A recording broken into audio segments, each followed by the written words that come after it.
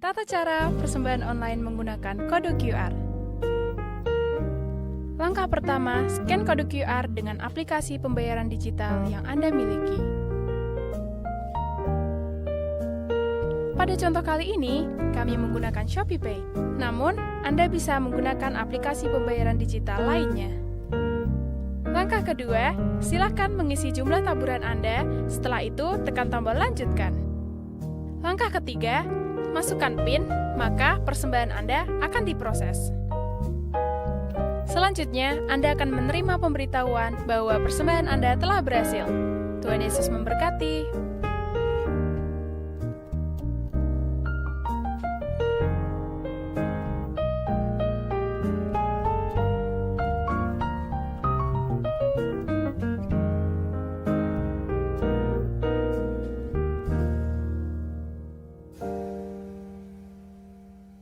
Terima kasih Tuhan, terima kasih Bapa.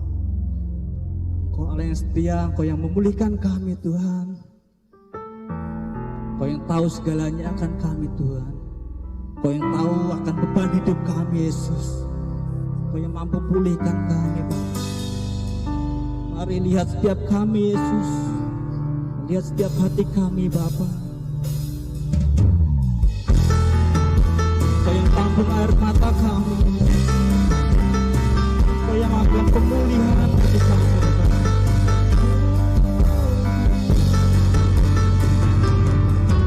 Sungguh Engkau tahu ada yang tersembunyi, lebih dari kata.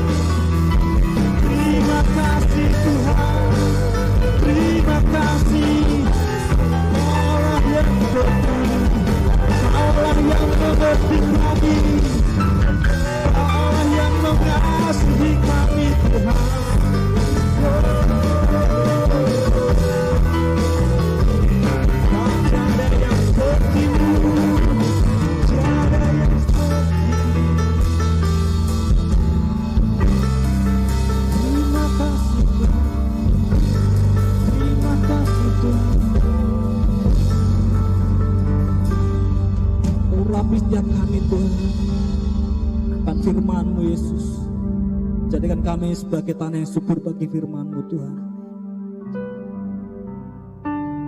Kami siapkan hati kami Tuhan. Kami siapkan waktu kami untuk dengarkan firman-Mu Tuhan. Biarlah Roh Kudus-Mu yang bekerja dalam hati kami Bapa.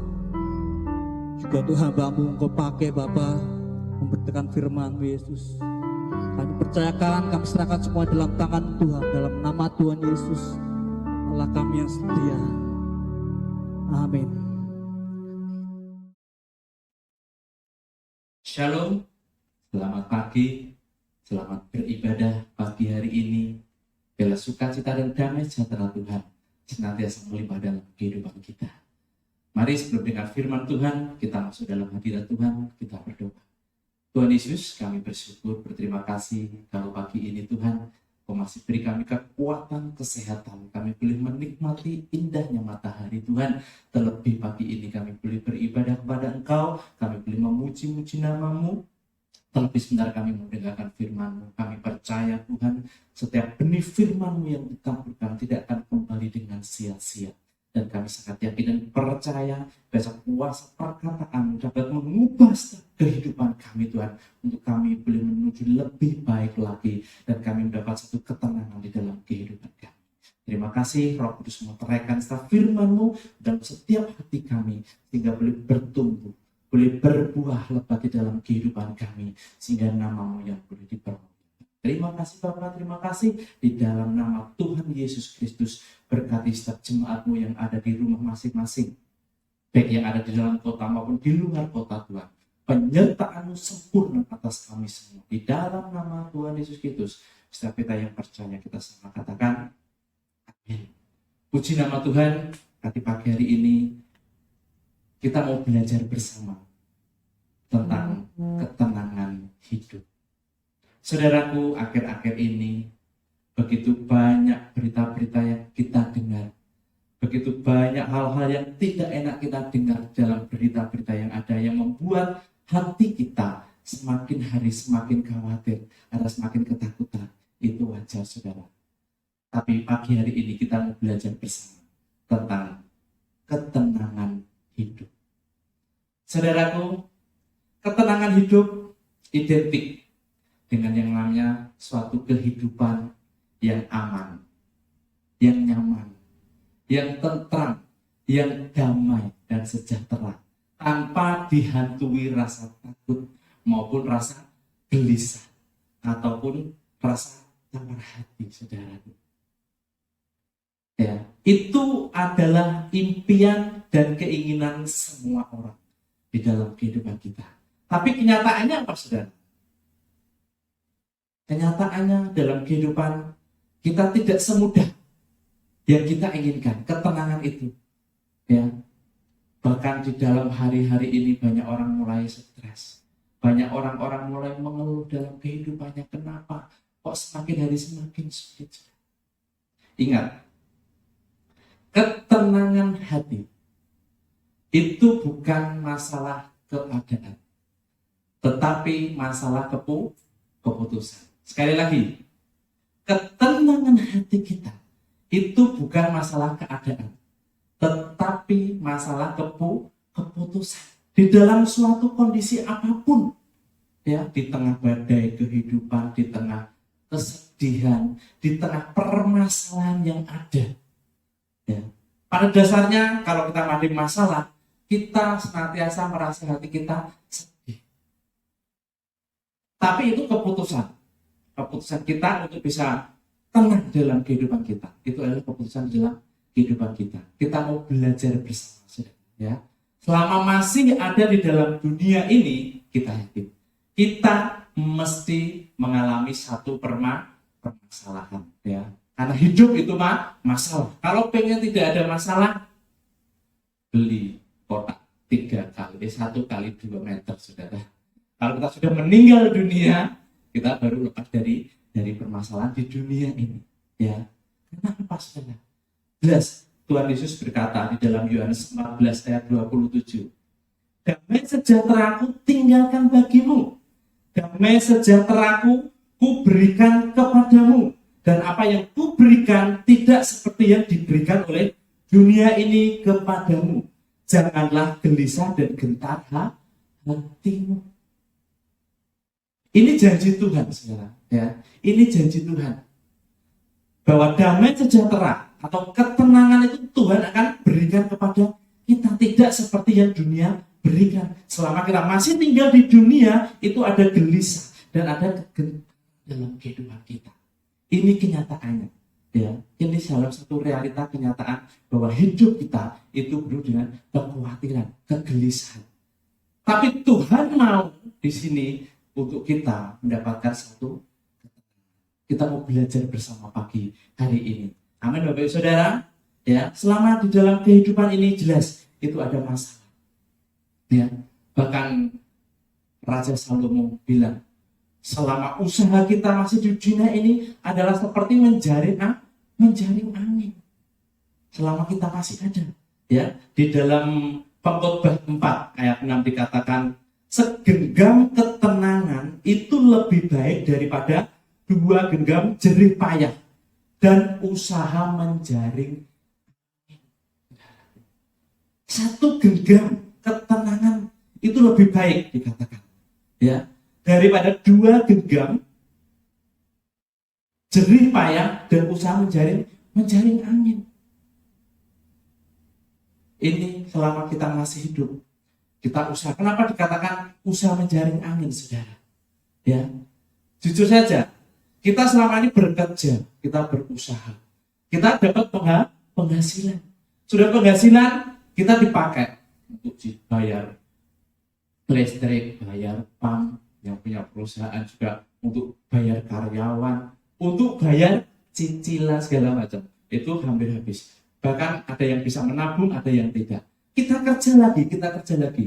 Ya, ada yang bisa nabung, ada yang habis langsung semua. Itu semua setelah kita mengumpulkan berapapun harta yang kita kumpulkan, mungkin untuk anak cucu kita, ya.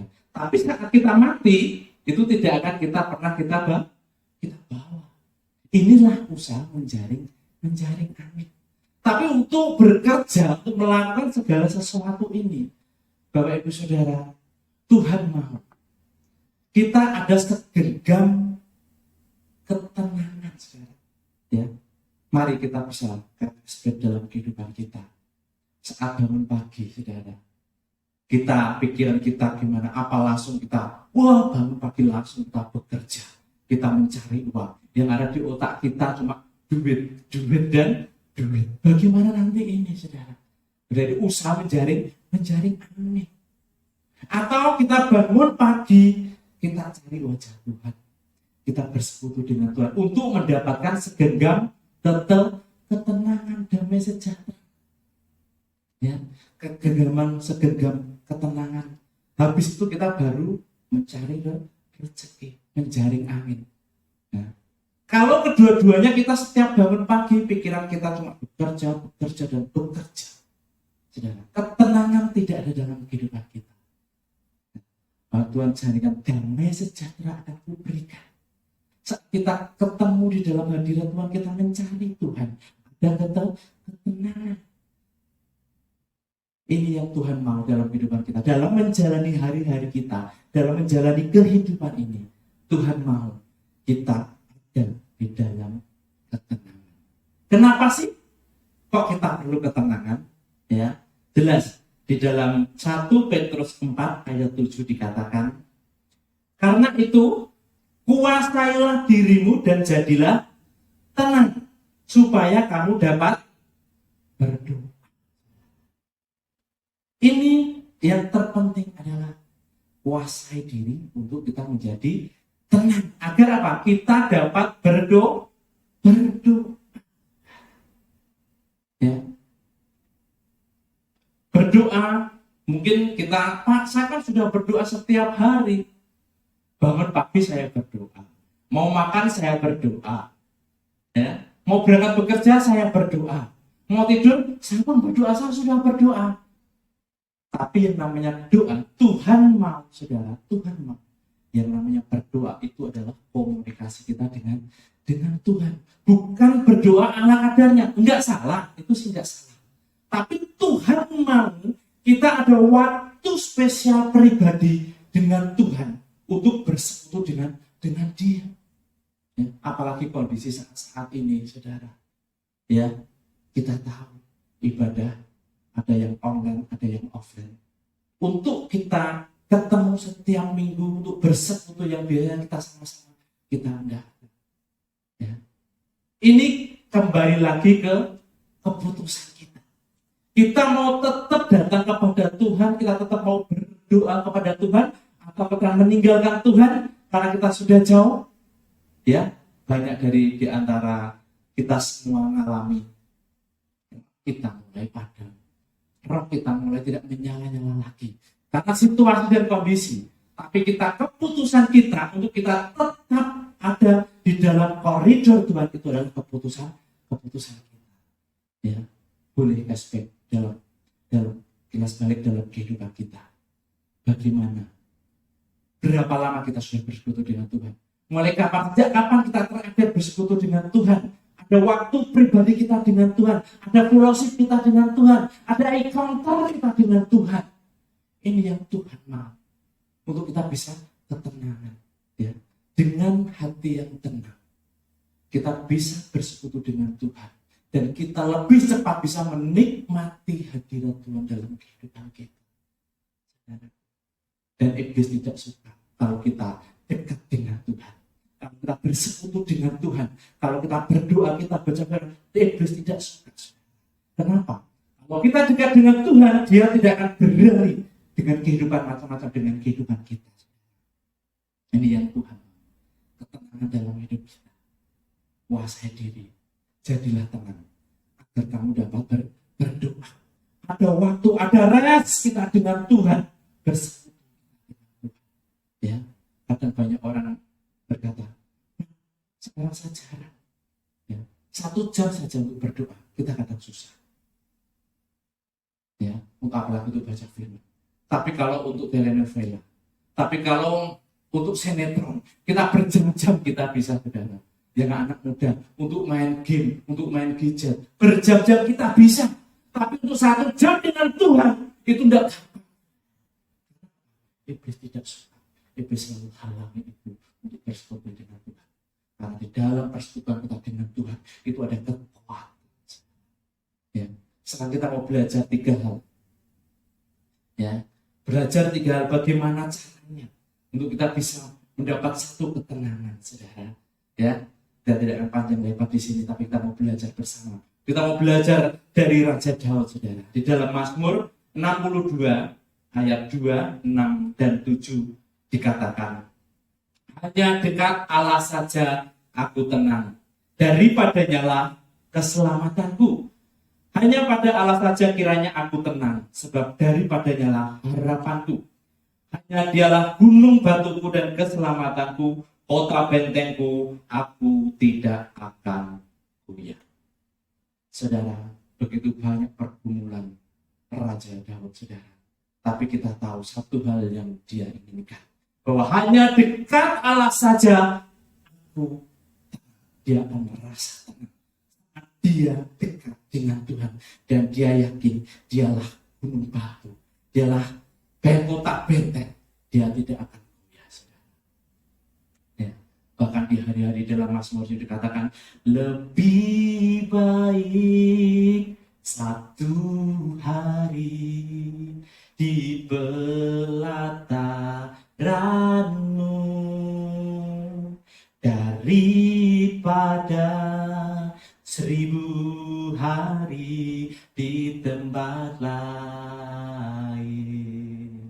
memujimu, menyembahmu, Kau Allah yang hidup, dan menikmati semua kemurahan-Mu. Satu hal yang dirindukan Raja Daud, lebih baik dia 1 hari diam di dalam pelataran Tuhan daripada 1000 di tempat lain. Ini adalah satu kerinduan yang membuat dia tenang saat dia dekat dengan Tuhan. Saat dia mengenal Tuhan secara pribadi, saat saat dia ada satu hubungan dengan Tuhan, ini membuat hatinya. Makanya kemenangan demi kemenangan boleh Tuhan nyatakan dalam kehidupan kamu. Karena dia orang yang dekat. Dan satu hal, karena itu saudara, Daud orang yang bergantung kepada Tuhan. Amin. Ya, ini. Jadi dengan dekat dengan Tuhan, jelas sekali dikatakan bahwa iman kita semakin hari akan semakin kuat. Ya, di Daud katakan, dialah gunung batu keselamatanku, dialah kota benteng dalam hidupku, aku tidak akan goyah. Ya, sungguh luar biasa. Saat kita ada di dalam naungan Tuhan, kepercayaan kita akan Tuhan semakin kuat. Kehidupan kita semakin hari, kita akan semakin rindu terus mengenal Dia sebagai Tuhan dan Juru Selamat. Iman kita di dalam menghadapi situasi global dunia, kita perlu iman yang karena iman itu yang mengalahkan dunia dalam kehidupan kita. Amin. Saudaraku, Mazmur 37 ayat 5 dikatakan, serahkanlah hidupmu kepada Tuhan dan percayalah kepadanya, dan Dia akan bertindak. Ya. Satu hal yang Tuhan mau dalam kehidupan kita, serahkan segenap kehidupan kita. Serahkan bukan berarti terus, udah, saya sudah nyerah, saya sudah pasrah, saya tidak bisa apa-apa. Saya terus tidak mau berdoa, tidak mau baca Alkitab, tidak mau persekutuan. Tidak itu. Tuhan mau dengan iman kita mau serah. Percaya pada Tuhan sepenuhnya bahwa Tuhan itu adalah solusi yang terbaik dalam kehidupan kita. Amin. Tuhan mau itu, saudara. Ya, kita serahkan kekhawatiran kita, rasa takut kita semua, karena Dia adalah penolong dalam kehidupan kita. Satu hal, percaya kepada Tuhan. Ya, di dalam kisah dalam Matius 4:24-33, waktu Tuhan Yesus berjalan di atas air, ya, kita baca. Saya akan baca, saudara. Ini satu kisah yang menarik, saudara. Perahu murid-muridnya sudah berapa mil jauhnya dari pantai dan diombang-ambingkan karena angin sakal. Kira-kira jam 3 malam datanglah Yesus kepada mereka berjalan di atas air. Ketika murid-muridnya melihat Dia berjalan di atas air, mereka terkejut dan berseru, "Itu hantu!" Ya, karena terkejut lalu berteriak-teriak karena takut datang badai sakal, ya. Tetapi segera Yesus berkata kepada mereka, "Tenanglah, aku ini, jangan." Ya, sekali lagi Yesus berkata, "Tenanglah, ini aku, jangan." Kita suruh tenang, saudara.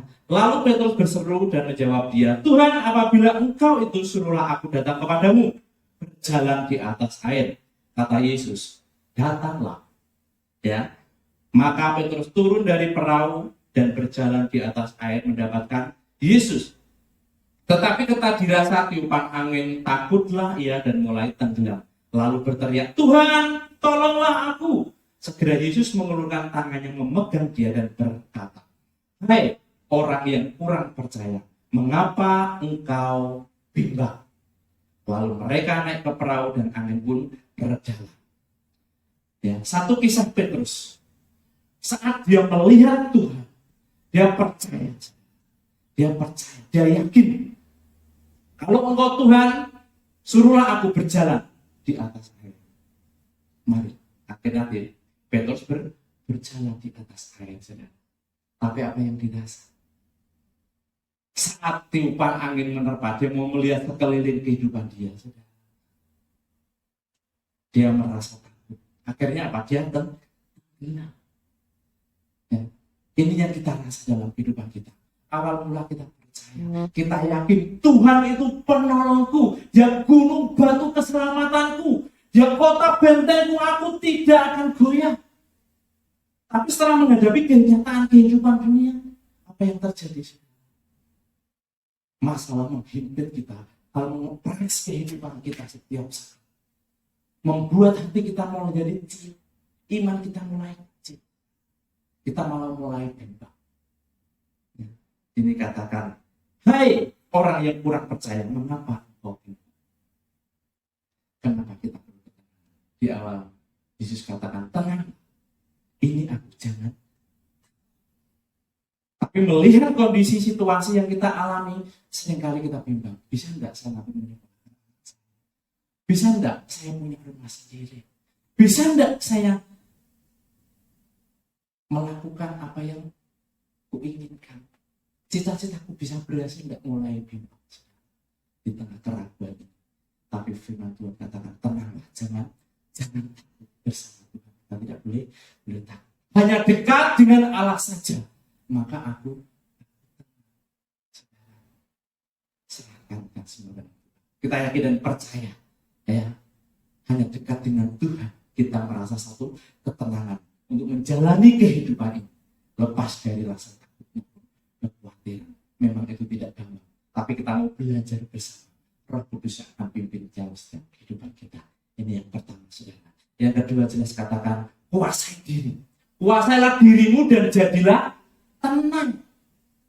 Kuasai diri ini sangat penting dalam kehidupan kita, saudara. Di dalam Amsal 16 ayat 32 dikatakan, orang yang menguasai diri melebihi orang yang merebut kota.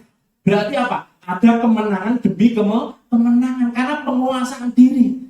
Kenapa penguasaan diri di dalam buah-buah roh itu yang paling akhir, saudara?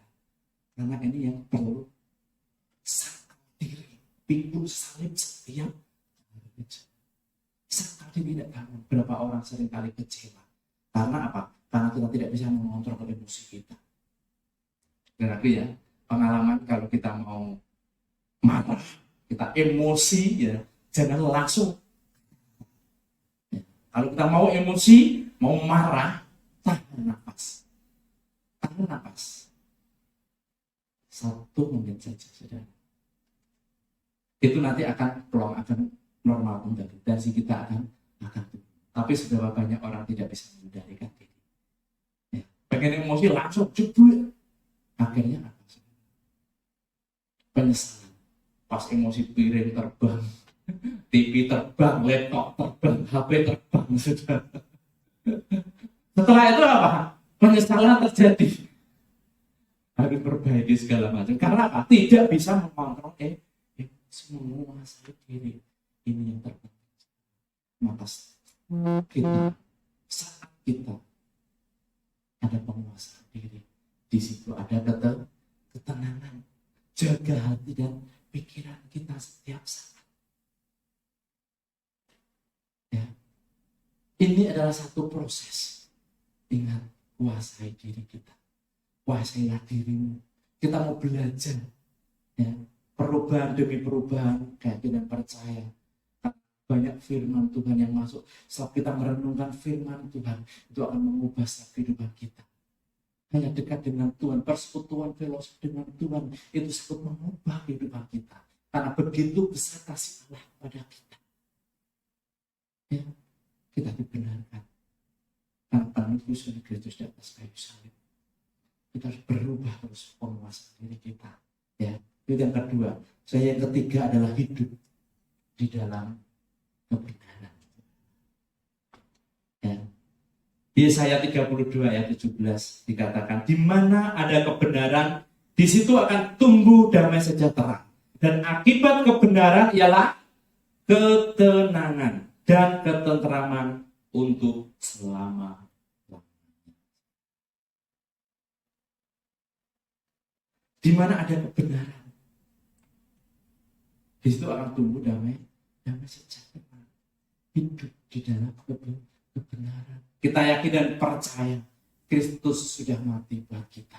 Dia yang membenarkan hidup kita. Kalau kita yakin dan percaya bahwa kita adalah orang-orang yang sudah dibenarkan, kita disebut orang benar. Saat kita mengimani bahwa kita adalah orang yang dibenarkan, maka efek dalam kehidupan kita akan bisa hidup di dalam satu kebenaran.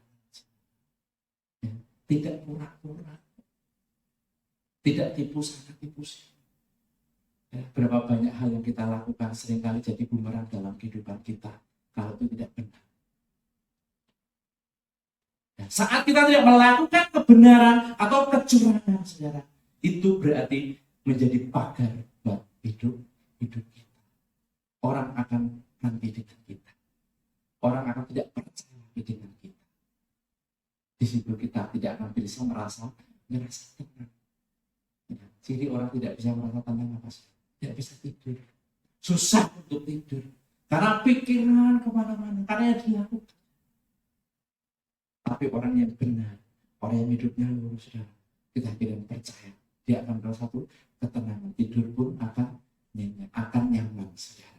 Ya, tidak curang, tidak masuk dalam selimut. Berapa sering kali kita di depan kita baik, tapi di luar menjelek-jelekan kita yang menusuk dari belakang. Di situ pun bikin hati kita tidak tenang. Saat kita ngomongin jelekan orang lain dan orang lain itu nanti tahu dari orang lain juga bahwa kita menjelekan dia, bagaimana rasanya? Kita tidak tenang. Kita tahu sudah. Saat kita tidak benar, kita punya Roh Kudus.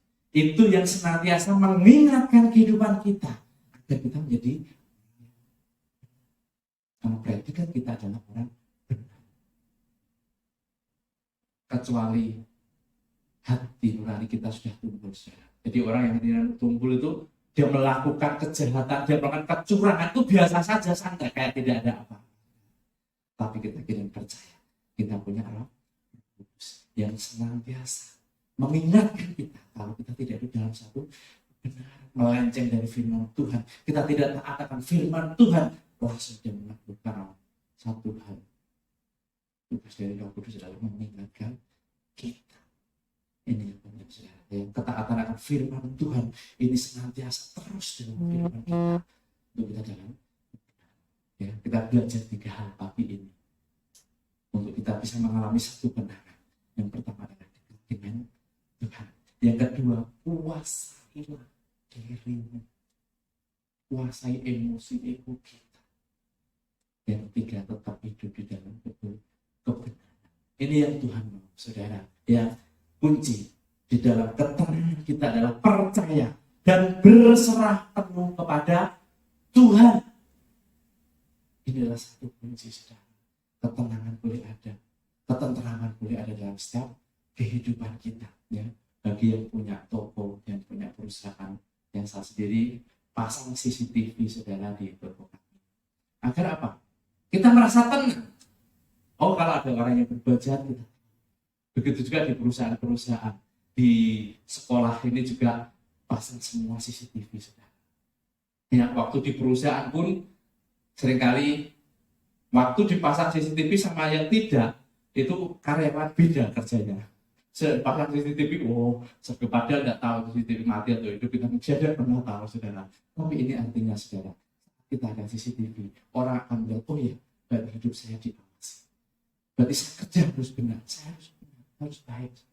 Begitu juga saat ini, kita punya CCTV yang hidup, yaitu Tuhan Yesus. Saya percaya bahwa Dia Tuhan Yesus. Dia tidak tidur, saudara. Dia selalu mengawasi hidup kita.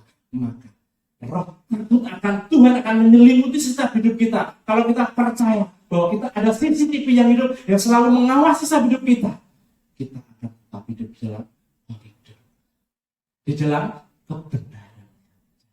Kita taat akan firman-Nya, dan di situ, saudara, ketenangan saat hidup kita dengan kebenaran. Saat kita hidup melekat dengan Tuhan, maka ketenangan dalam kehidupan kita boleh nyata terus dalam kehidupan kita. Ya, tujuan orang hidup, tujuan orang menikah itu apa? Mendapat satu kebahagiaan. Kebahagiaan terjadi saat ketenangan dalam kehidupan kita nyata dalam kehidupan kita. Kita boleh menjalani saat kehidupan kita. Kita tidak lepas dari berbagai masalah yang ada. Tapi di tengah polemik, di tengah pandemi, di tengah kesulitan apapun, kita yakin dan percaya bahwa Tuhan sudah memberi keterangan dalam kehidupan kita. Maka kita akan enjoy. Dan kita boleh menjadi berkat di mana kita berada. Puji nama Tuhan. Mari kita sama-sama datang kepada Tuhan. Terima kasih Tuhan, terima kasih buat kasih-Mu, buat firman-Mu Tuhan. Di tengah badai kehidupan dunia yang kami alami, permasalahan, Engkau masih berikan kami ketenangan Tuhan. Kami percaya Roh Kudus akan memampukan kami untuk kami boleh berjalan bersama dengan Engkau. Dan ketenangan, damai, sejahtera, sukacitamu terus melimpah dalam kehidupan kami. Untuk kami boleh melakukan setiap aktivitas kami, dan nama-Mu senantiasa dipermuliakan dalam kehidupan kami. Bila firman-Mu boleh disampaikan saat ini Tuhan, terlebih meteraikan setiap firman-Mu dalam setiap hati kami semua. Jadi dan percaya, dan firman-Mu itu boleh menjadi pedoman, jadi rema dalam kehidupan kami. Untuk kami boleh menjalani hari-hari ini dengan penuh ketenangan dan penuh sukacita, damai sejahtera-Mu boleh melimpah dalam kehidupan kami. Terima kasih Bapa, terima kasih. Kita akan angkat tangan kita di hadapan Tuhan. Terimalah berkat dari Tuhan Yesus Kristus. Berkat sukacita, damai sejahtera mengalir atas kita semua. Yang sakit Tuhan sembuhkan, yang lemah iman Tuhan kuatkan, yang dalam berbagai permasalahan Tuhan buka jalan keluar. Tuhan akan mencukupi. Tuhan menyinari engkau dengan wajahnya dan memberi engkau damai sejahtera. Tuhan menghadapkan wajahnya kepadamu dan memberi engkau damai sejahtera. Di dalam nama Tuhan Yesus Kristus, diberkati engkau dimanapun engkau berada. Diberkati dalam pekerjaanmu, diberkati dalam rumah tanggamu, diberkati dalam studimu, diberkati saat engkau masuk, diberkati saat engkau keluar, diberkati di dalam setiap persekutuanmu dengan Tuhan. Tuhan buat berhasil. Di dalam nama Tuhan Yesus Kristus, setiap kita yang diberkati untuk menjadi berkat sama-sama. Katakan, amin. Puji nama Tuhan, Tuhan memberkati.